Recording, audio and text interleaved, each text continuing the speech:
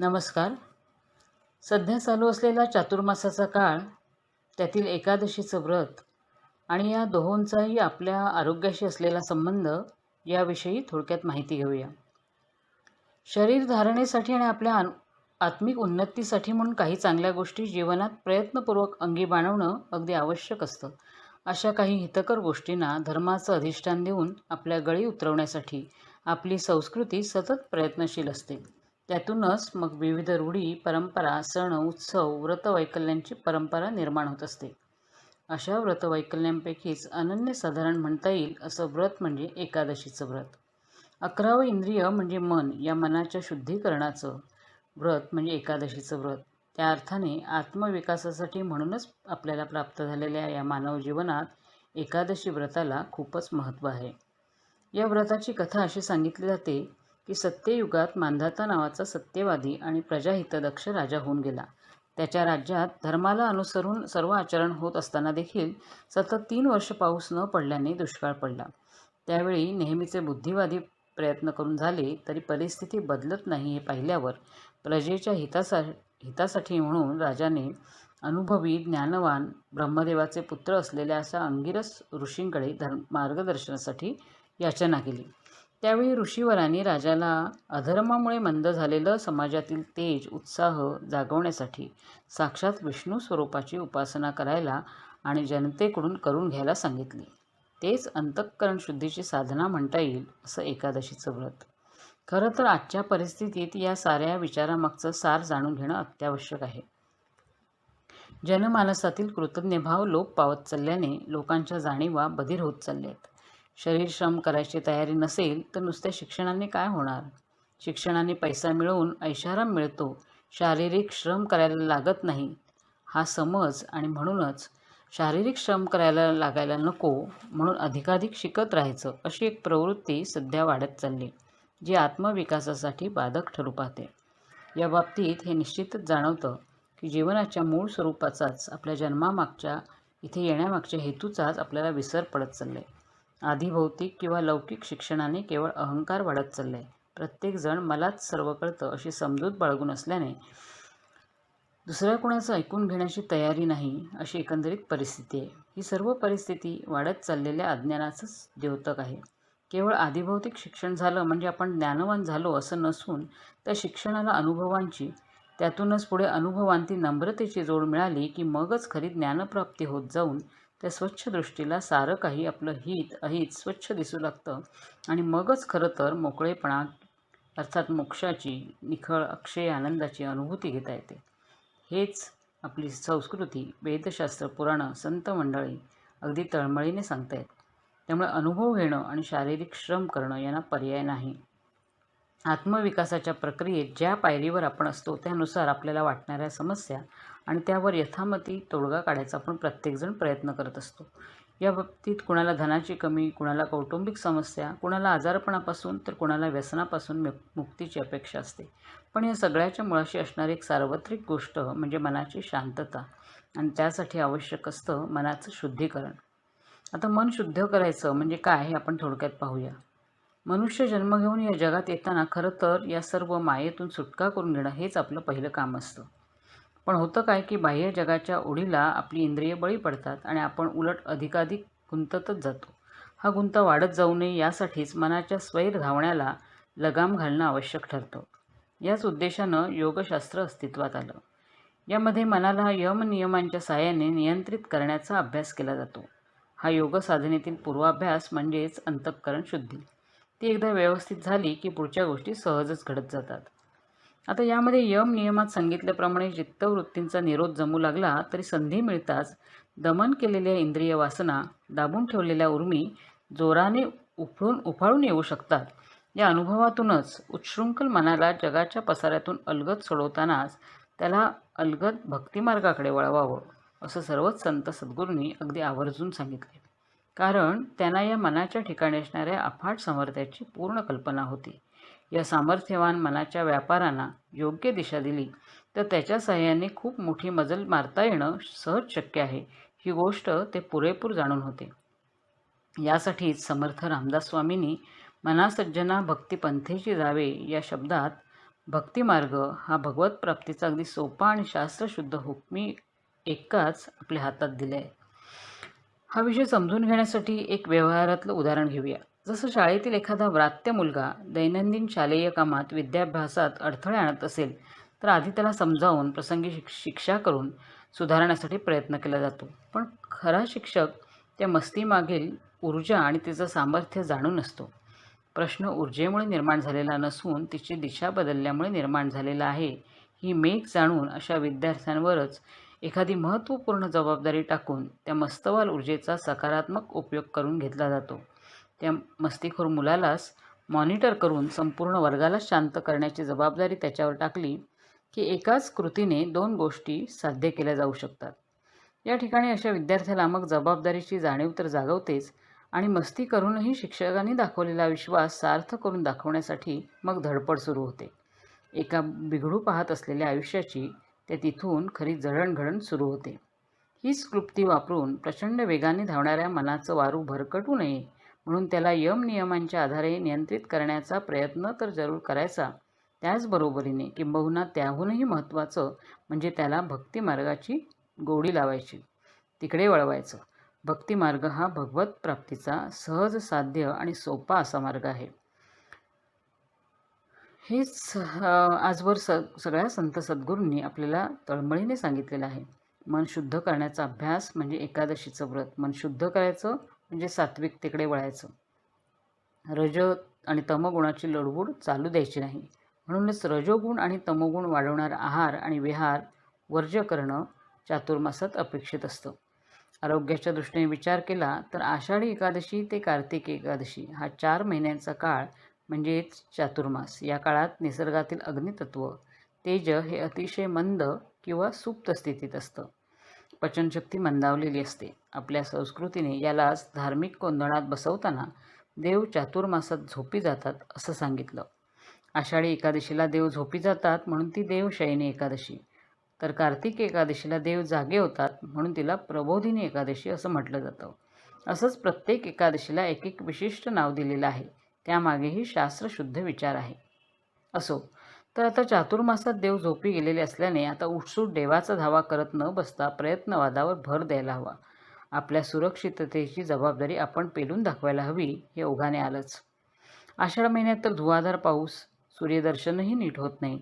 म्हणूनच आरोग्याच्या दृष्टीने अतिशय आव्हानात्मक असा हा 4 महिन्याचा काळ अतिशय काळजीपूर्वक व्यतीत करणं अपेक्षित आहे. यामध्ये मग आहार आणि विहार म्हणजे काय खायचं, काय प्यायचं, कसं वागायचं हे सर्वच आलं. अशावेळी आयुर्वेदाने दिलेला एक अत्यंत महत्त्वाचा आहारविषयक कानमंत्र म्हणजे हिताशी स्यात् मिताशी स्यात्. प्रत्येकाने हितकर असा ताजा आहार अगदी मोजक्या प्रमाणात म्हणजे आवश्यक तेवढाच घ्यावा. उगाच बाहेर पाऊस पडतोय म्हणून घरी बसून ताव मारून केलेलं जेवण पोटाला आणि तब्येतीलाही परवडत नाही. पचनसंस्थेवर ताण येतो आणि आजारांना आमंत्रण मिळतं. अति तिखट, तेलकट, अति गोड असं खाणंही टाळावं. सौम्य हलका असा आहार घ्यावा. रोगा सर्वेपि मंदेग्नौ हे आयुर्वेदाचं मूळ सूत्र. सर्व आजार हे अग्निवांद्यामुळेच होतात. दुसऱ्या शब्दात सांगायचं तर आजार होऊ नयेत असं वाटत असेल तर अग्निबल टिकवून ठेवायला हवं. चातुर्मासात तर निसर्गतःच अग्निबल कमी झालेलं असतं.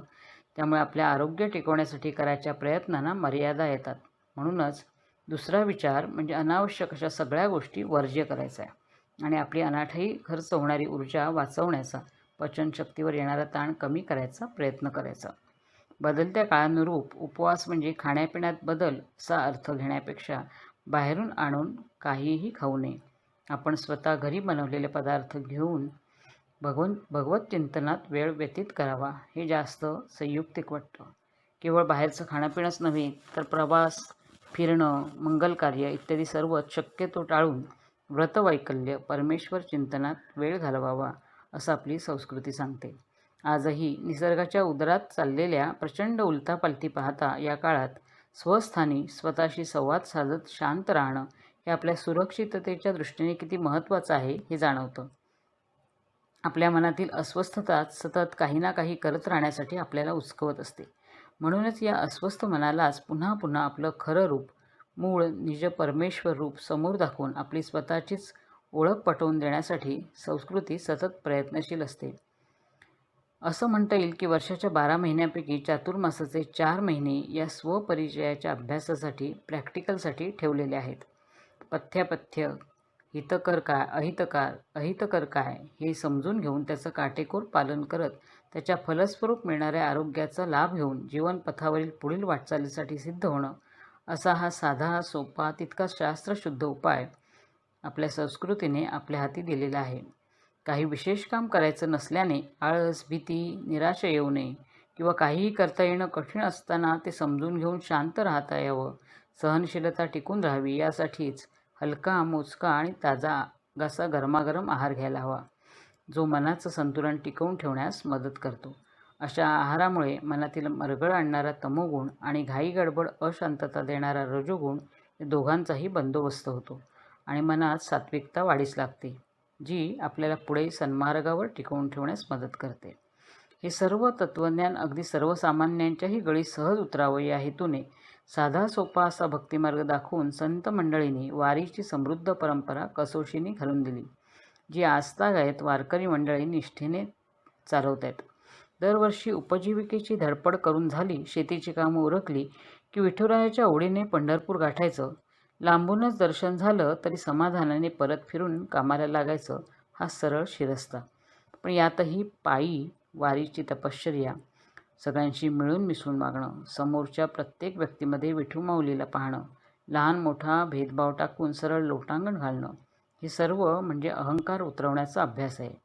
संतश्रेष्ठ तुकोबाराय म्हणतात, तसं वर्ण अभिमान विसरली याती, एक एका लोटांगणी जाती, निर्मळ चित्ते झाली नवनीते, पाषाणा पाजर फुटती रे. एकेका लोटांगणाबरोबर जसजसा अहंकार नाहीसा होत जातो तसतशी चित्ताला निर्मळता येते. अहंकाराचा मळ निघून जाऊन जसजसं अंतःकरण शुद्ध होत जातं तसतसं चित्त लोण्याहूनही मऊ अर्थात कोमल संवेदनशील होत जातं. सद्भावनांना उधाण येतं. अशी ही आनंदवारी. कितीही पाषाण हृदयी माणूस असेल तरी ह्या भक्तिसागरात डुंबू लागेल तर त्याचंही अंतःकरण द्रवल्याशिवाय राहणार नाही, हा तुकाराम महाराजांचा शब्द आहे. या भक्तिमार्गाचा सर्वात मोठा फायदा म्हणजे ही उत्तरोत्तर येणारी लीनता आणि सहृदयता. ही सहृदयताच माणूसपणाची पुंजी आहे आणि अशा विशुद्ध अंतःकरणातच अंतिम ज्ञानाचा उदय होत असतो. अंतर्बाह्य एकच तत्त्व सगळीकडे भरून राहिलेलं जाणवू लागतं. मी तूपणा आपपरभाव लोप पावतो. त्यातूनच आपल्यातल्या ऐश्वर्याची आपल्याला ओळख पटत जाते. असा हा भक्तिमार्ग या भवसागरातून तरून जाण्याचा साधा, सोपा पण तितकाच शास्त्रशुद्ध उपाय. हा भक्तिमार्ग, त्यामागचा हा विचार, त्याचं महत्त्व समजून घेऊन प्रयत्नपूर्वक थोडा वेळ तरी नामजपापासून आपण सुरुवात करावी. ज्याप्रमाणे आपण डॉक्टरांनी दिलेल्या गोळ्या त्यांच्या शब्दावर विश्वास ठेवून दिवसातून 3-3दा निमूटपणे गिळतो, तसंच संत सद्गुरूंच्या शब्दावर विश्वास ठेवून विठ्ठल नामाचं औषध आपण सेवन करायला सुरुवात करू तर भवरोगापासून मुक्त व्हायला वेळ लागणार नाही. तोच तर मोकळेपणा, मोक्ष याच जन्मी या इथेच मिळवायची गोष्ट आहे. भवरोगापासून मुक्त झाल्याचं महत्त्वाचं लक्षण म्हणजे कोणत्याही परिस्थितीत आपला आनंद टिकवून ठेवता येणं. तीच तर आपली समस्थिती, योगसाधनेची अपेक्षित अंतिम स्थिती. तेच तर मानव जीवनाचं अंतिम साध्य. कुठच्याही दुःखाने मन व्यथित न होणं. हे साध्य झालं तर अजून हवं असं काही राहतच नाही. एक गोष्ट नेहमीच लक्षात घ्यायला हवी, सुख हे परिवर्तनशील आहे. ते नेहमीच दुःखामध्ये परिवर्तित होत असतं. सुखानंतर दुःख आणि दुःखानंतर सुख हे चक्र चालूच असतं. पण आनंद ही मात्र अंतिम स्थिती आहे. एकदा ही स्थिती प्राप्त झाली की पुनश्च ढळणे नाही. अहंकार, आपण कुणीतरी वेगळे आहोत, हा भाव नाहीसा होऊन तुम्हा आम्हा प्रत्येकात परमेश्वर भेटणं. त्यामुळे वेळोवेळी एकमेकाप्रती व्यक्त होणारा आदरभाव, सेवाभावनेने केलेलं प्रत्येक कर्म हीच ईश्वर पूजा होऊन जाते.